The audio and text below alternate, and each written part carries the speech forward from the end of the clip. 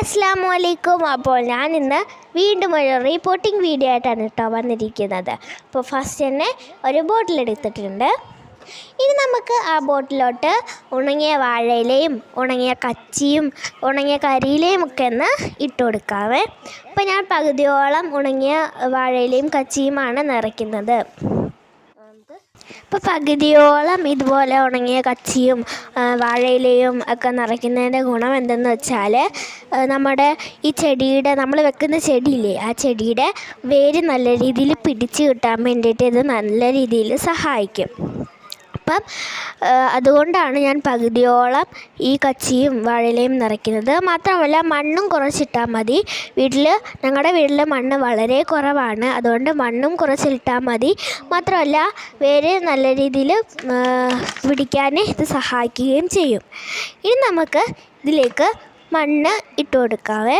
അപ്പോൾ ഞാനിവിടെ നിറച്ച് മണ്ണ് ഇട്ട് കൊടുത്തിട്ടുണ്ട്.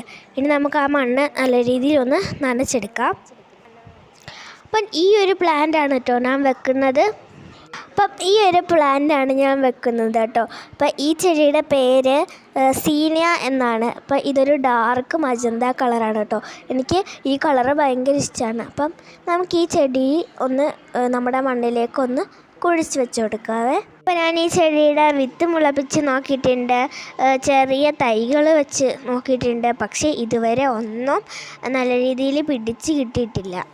അപ്പം ഇതെങ്കിലും നല്ല രീതിയിലൊന്ന് പിടിച്ച് കിട്ടുമെന്ന് വിചാരിക്കുന്നു.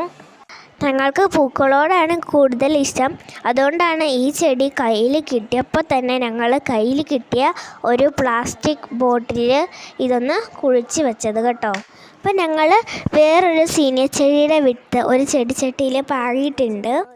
അപ്പോൾ അത് മുളച്ച് കിട്ടുവാണെങ്കിൽ ഉറപ്പായിട്ടും ഞങ്ങൾ നിങ്ങളെ കാണിക്കാം. അപ്പോൾ ഇന്നത്തെ വീഡിയോ ഇത്രയേ ഉള്ളൂ. അപ്പോൾ പൂക്കളെയും ചെടികളെയും ഇഷ്ടപ്പെടുന്നവരെ ഞങ്ങളുടെ വീഡിയോ ഒന്ന് ലൈക്ക് ചെയ്ത് സബ്സ്ക്രൈബ് ചെയ്ത് ഒന്ന് സപ്പോർട്ട് ചെയ്യണേ.